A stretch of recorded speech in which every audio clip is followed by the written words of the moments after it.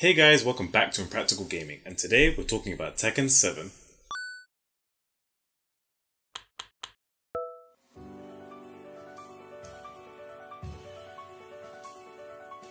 I'm going to be straight with you guys.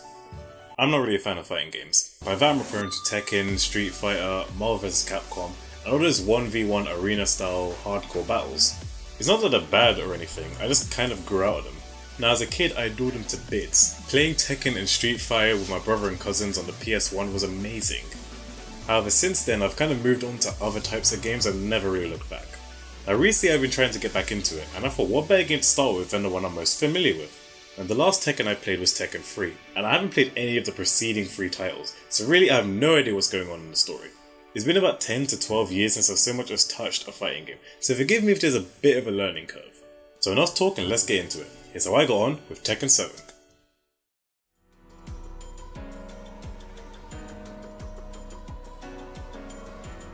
The first thing I realised while playing this is that it's been a long time since I've played Tekken.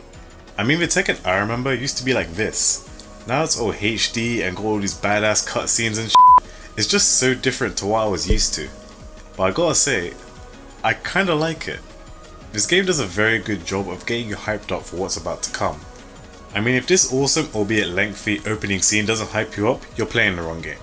The story revolves around Heihachi Mishima, this beefed up motherfucker, and his son, Kazuya Mishima, this other beefed up motherfucker, and the eternal fight between the two to gain power over one another. Kazuya detests his father and Heihachi detests his son, and both have tried to kill each other on multiple occasions. Kazuya's claimed to have the devil's blood, and Heihachi wants rid of him. However, Heihachi killed Kazuya's mother, and Kazuya never forgave him for that. I'm not gonna lie, it's kinda hard to feel sorry for either of them because they both seem like assholes. Kazuya looks pretty evil, but Heihachi is a terrible father. More so because he chose the throw my son off a cliff style of parenting. Aside from the very in-depth storyline, I realised that trying to get back into Tekken after years of neglect wasn't gonna be easy. I stupidly thought, it's just Tekken, how hard can it be? A lot of my playthrough ended up being like this. You lose, and that was on fucking easy mode. But I'm not a quitter, I'm determined to do this. You lose. Oh, for fuck's sake.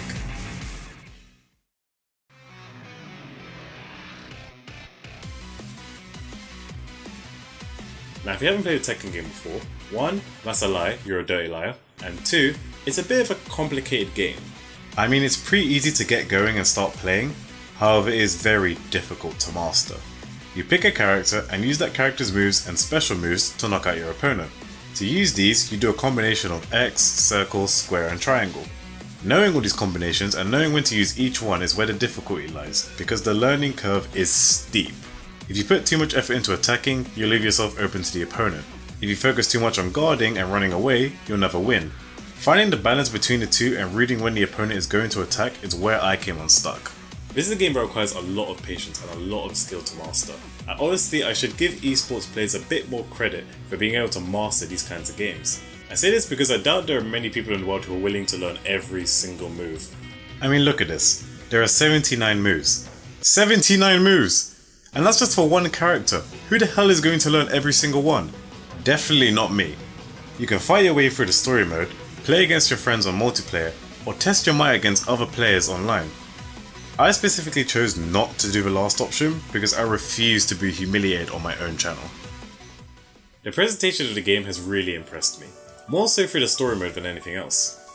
The artwork and character design for the fighters is really sharp and very, very detailed.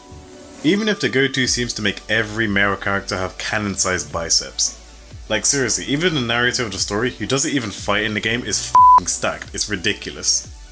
Speaking of the narrator, the storytelling in the cutscenes is pretty solid. It's a strange but very welcoming juxtaposition between in-depth storytelling and kicking your opponent's teeth in.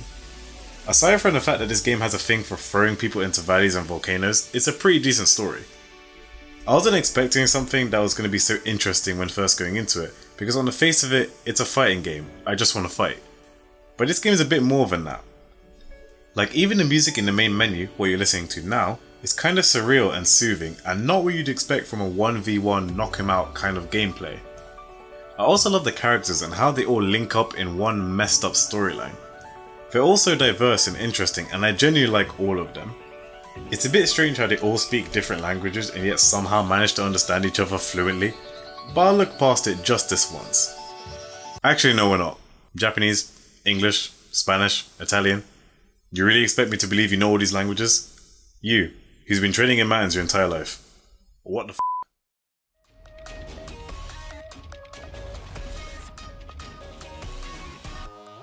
My biggest criticism of Tekken 7 is the way it changes in difficulty. Honest to God, it's ridiculous. Now this is at the start of the story mode, okay, and in this portion of the game you're meant to be eased into it and try to get a grasp of the controls. After the first 1 or 2 fights, the difficulty skyrockets. They go from piss easy to completely unplayable, and we're not even halfway through the story yet. Even the difficulty ranking makes no sense. During my playthrough I was playing on easy and I got a bit stuck. So just to see how hard the next level would be, I upped the difficulty by 1. I swear to you guys, that was the easiest fight in the game. How does upping the difficulty make him easier to fight against? Seriously, how? What also annoyed me was the amount of backstory there was. I know I said I liked the story, but I don't like it to get in the way of the game. There was about 10 to 15 minutes of story between pressing the start button and the first fight. That is way too long. I know you have to set the scene and all that, but 15 minutes? Come on.